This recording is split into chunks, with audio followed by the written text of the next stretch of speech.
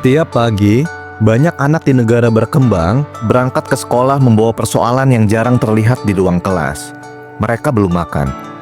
Pertanyaan yang kemudian muncul cukup sederhana. Apakah negara seharusnya memastikan muridnya tidak belajar dalam keadaan lapar?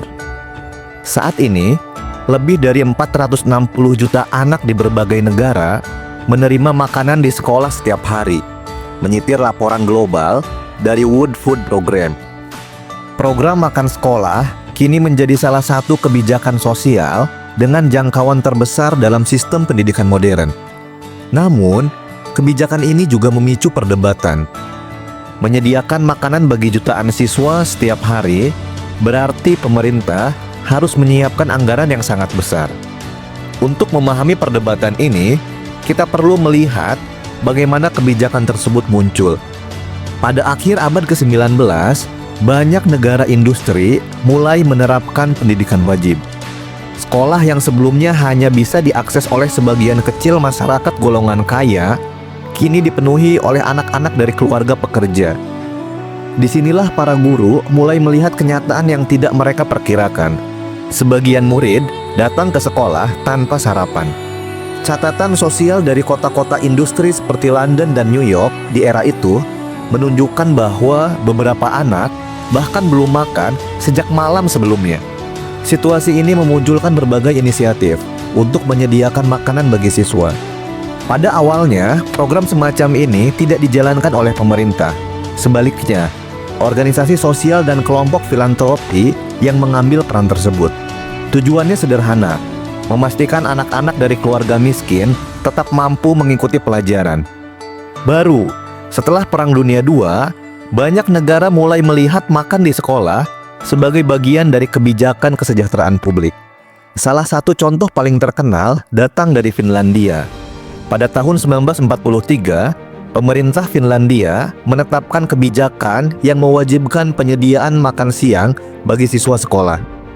Kebijakan ini kemudian diterapkan secara penuh pada tahun 1948. Sejak saat itu, setiap murid di negara tersebut berhak menerima makan siang di sekolah tanpa biaya. Kebijakan ini berlaku bagi seluruh siswa, bukan hanya bagi keluarga berpendapatan rendah. Menurut data dari Finnish National Agency for Education, sekitar 850.000 siswa menerima makan siang sekolah setiap hari di Finlandia. Biaya bahan makanan diperkirakan berada pada kisaran 2,8 hingga 3,5 euro per siswa per hari. Sementara biaya total program lebih tinggi karena mencakup fasilitas dapur, distribusi makanan, dan tenaga kerja.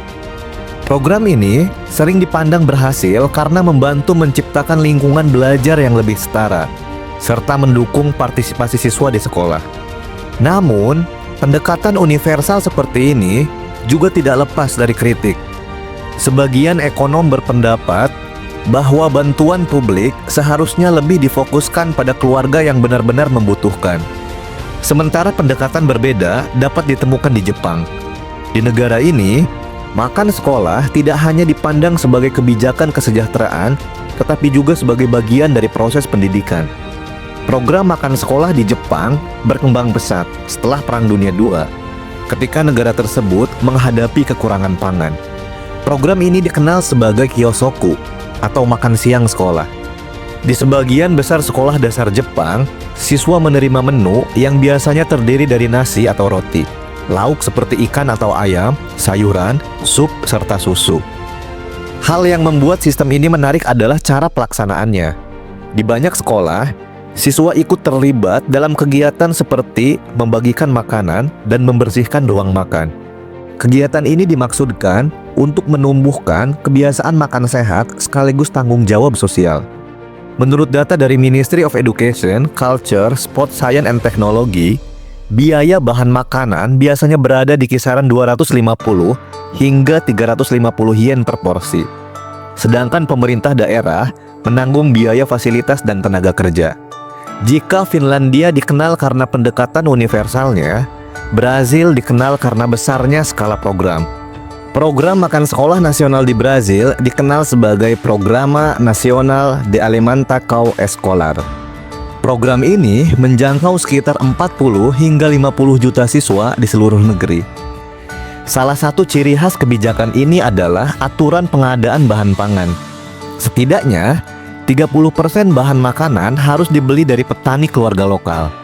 Kebijakan ini tidak hanya dimaksudkan untuk menyediakan makanan bagi siswa, tetapi juga untuk mendukung perekonomian pedesaan.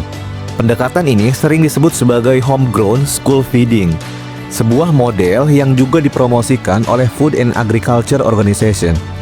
Namun, mengelola program sebesar ini tentu memerlukan sistem distribusi yang kompleks.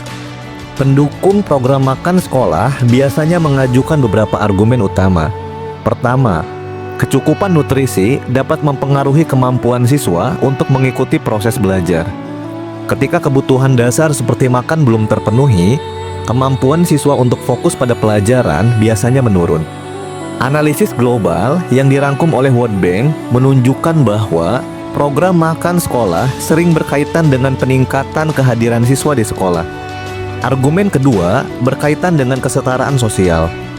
Dengan menyediakan makanan yang sama bagi seluruh siswa, sekolah dapat mengurangi tanda-tanda perbedaan latar belakang ekonomi di ruang kelas. Argumen ketiga berkaitan dengan kesehatan jangka panjang. Laporan tentang nutrisi anak dari UNICEF menunjukkan bahwa kondisi gizi selama masa pertumbuhan dapat mempengaruhi kesehatan serta produktivitas seseorang di masa dewasa. Meskipun memiliki banyak pendukung, kebijakan ini juga menghadapi kritik. Isu yang paling sering muncul berkaitan dengan biaya. Di negara seperti Finlandia, biaya makan sekolah dapat mencapai sekitar 570 euro per siswa per tahun, tergantung jumlah hari sekolah dan harga bahan makanan. Jika kebijakan serupa diterapkan kepada jutaan siswa, total anggaran yang dibutuhkan bisa mencapai miliaran dolar setiap tahun. Selain itu, program berskala besar juga menghadapi tantangan administratif. Masalah seperti distribusi yang tidak efisien, pemborosan anggaran, atau kualitas makanan yang tidak konsisten sering menjadi bahan kritik publik. Dalam beberapa tahun terakhir, program makan sekolah kembali menjadi topik perdebatan di berbagai negara. Beberapa isu yang sering muncul antara lain keamanan pangan, transparansi anggaran, dan kualitas makanan. Ketika program dijalankan pada skala nasional, mekanisme pengawasan dan koordinasi menjadi faktor yang sangat menentukan keberhasilannya. Karena itu, keberhasilan program makan sekolah biasanya bergantung pada 3 hal utama: sistem logistik yang kuat, pengawasan kesehatan yang ketat, dan tata kelola anggaran yang transparan. Pada akhirnya, perdebatan tentang makan sekolah tidak hanya berkaitan dengan makanan. Ia juga menyangkut cara sebuah negara memandang pendidikan. Apakah sekolah hanya berfungsi sebagai tempat belajar, ataukah sekolah juga memiliki peran untuk memastikan setiap siswa memiliki kondisi dasar yang cukup agar dapat belajar dengan baik? Selama masih ada siswa yang memulai hari sekolah tanpa makanan yang cukup, pertanyaan tentang peran negara dalam menyediakan makan di sekolah kemungkinan akan terus muncul dalam diskusi kebijakan publik. See you later.